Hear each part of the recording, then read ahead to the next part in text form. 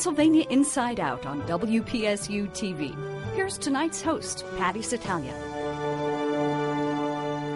Best-selling author and New Testament scholar Bart Ehrman has rattled the rafters of Christianity. A graduate of the conservative Christian Moody Bible Institute with a Master's of Divinity and a Ph.D. from Princeton Theological Seminary, he now chairs the Department of Religious Studies at the University of North Carolina, Chapel Hill.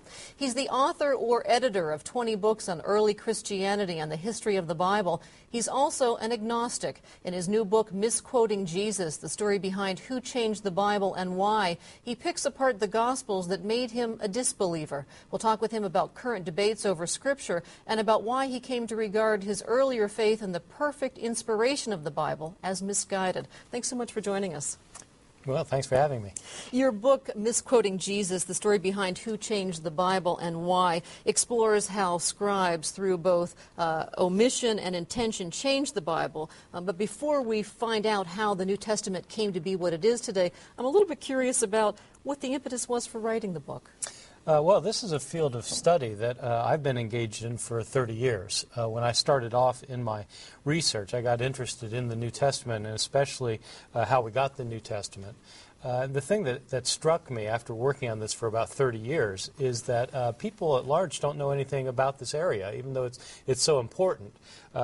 Many people just assume that we got the Bible by, I don't know, the Bible descended from heaven one day a few weeks after Jesus died. But in fact, it didn't work that way. The Bible was copied over decades and then centuries, and we don't have the originals. We have copies made many centuries later, and there are differences among these copies. And so this is something that scholars work on, trying to figure out what the original said, given the fact we don't have the originals but only mistaken copies.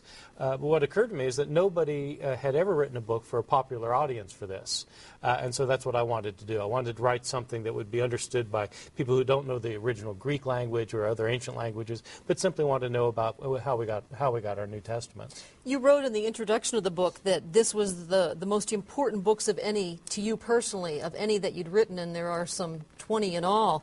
It's been on your mind, as you said, for the past 30 years, since your late teens when you first began studying the New Testament. Tell us a little bit about your own personal religious journey. Well, I was raised in an Episcopal church, but when I was in high school, I had a born-again experience and became an evangelical Christian, which is why I went off then to Moody Bible Institute, which is a very conservative, fundamentalist Bible college, which I enjoyed at the time. And this was a place that emphasized that the Bible is the inerrant Word of God. There are no mistakes in the Bible of any kind. And that's what I accepted then for a number of years. But then as I went on after Moody and went to another college, went to Wheaton College to do my bachelor's degree, I learned Greek. And I started reading the New Testament in the original Greek language. And I started being troubled by the fact that we didn't actually have the original text of the New Testament, because it started making less sense to me to say that the words of the New Testament had been inspired by God if there are places where we don't have the words. Because why would God bother inspiring the words so that we would have them if, in fact, He hadn't preserved the words that we really would have them? And so this started forcing me to rethink a lot of my evangelical beliefs, and it started leading me away then from fundamentalist Christianity. In fact, you said you lost your last shred of faith while you were teaching a class at Rutgers. How painful was it for you, in a way, to have suddenly realized, I don't believe what I've believed for all these years? Right. Well, it is extremely painful, or was extremely painful. It's not painful anymore, because now I really think that I have a better insight into the world and into people and our place in the world. And what actually led me away from the faith wasn't so much the problem with the Bible. What led me away from the faith was the problem of suffering in the world, that there's so much misery and suffering in the world that I think can't be explained if, in fact, there's a good and all-powerful God who's in charge of it. And that happens to be the subject of the next book, the one I'm writing right now, in fact. We get another important book to me. It was very painful for me, though, because in part I'd been thinking for years and years that if you didn't have the beliefs I had, that you would spend eternity in hell. Well, that's a very deeply rooted kind of belief, and if you no longer then are in the fold and you've left the fold and you have this belief in eternal punishment, that can be very painful, obviously. How were the 27 books of the New Testament cobbled together, and by whom? And if they are not accurate, are we talking about heretics or Orthodox who made the changes that you've pointed out? Well, the thing to recognize is that in early Christianity there were lots of different books written by lots of different Christians. We know the 4 Gospels in the New Testament, Matthew, Mark, Luke, and John, but there were other Gospels written by other people. So we have Gospels allegedly by Jesus' disciple Thomas, by Philip, by Judas Iscariot now, just recently discovered, Mary Magdalene, a whole range of Gospels, probably about 40 Gospels that didn't make it in. And so the question is naturally, why did we get these 4 and what happened to the others? As it turns out, it's not what most people think. Most people think that there must have been some kind of church council. Some people think that the Emperor Constantine called the Council of Nicaea to have a vote about which books would be in the New Testament, but it didn't work that way. The Council of Nicaea didn't take any vote about the books of the New Testament, nor did any other council. What happened is over time there were different Christian groups that had different sets of beliefs, and these different groups were trying to win converts. And eventually one of the groups succeeded in establishing itself as the orthodox way of looking at the religion. And this is the group that ended up writing the creeds that continue to be recited down to today. And this is the group that decided which books would be in. And so eventually, around the end of the 4th century, so about 300 years after the books had been written, around the end of the 4th century, most Christians of the Orthodox persuasion agreed on these 27.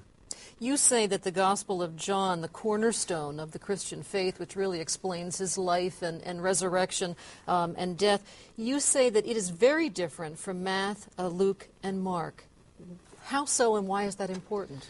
Well, Matthew, Mark, and Luke are sometimes called the synoptic Gospels because you can actually put those 3 in parallel columns next to each other and see the same stories and read the stories against each other.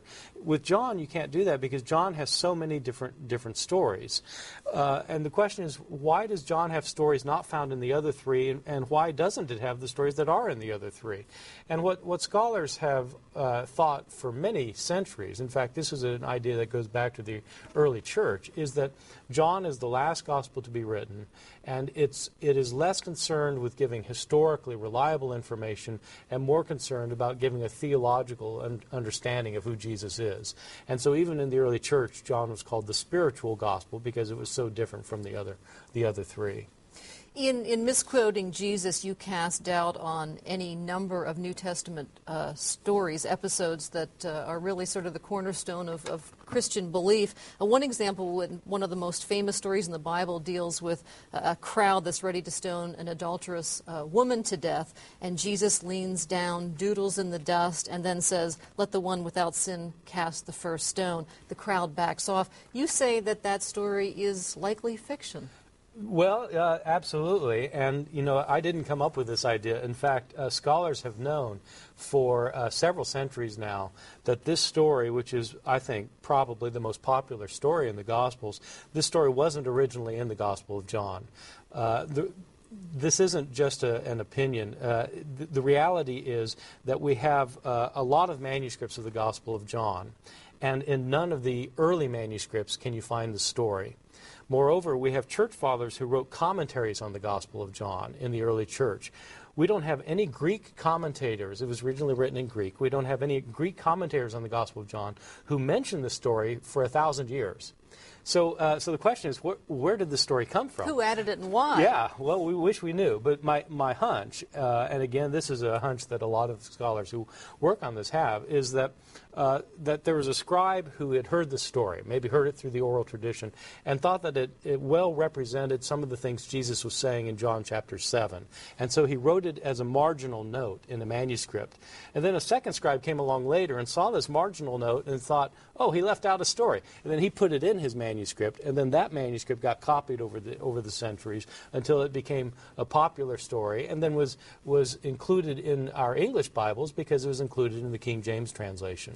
Now, in researching your book, you spent years reading texts from the Old Testament. We're talking about in ancient Greek, without punctuation, without capitalization, thousands and thousands of pages. How arduous an ordeal was that? And yes, well, it's not for the faint of heart. It's this is a difficult field of study, but a very important field of study, and it's there aren't that many people who engage in it because, in fact, frankly, it's rather boring. I mean, reading Greek manuscripts is not the most exciting thing you can do on a Friday night, but it is extremely important because the New Testament was originally written in Greek.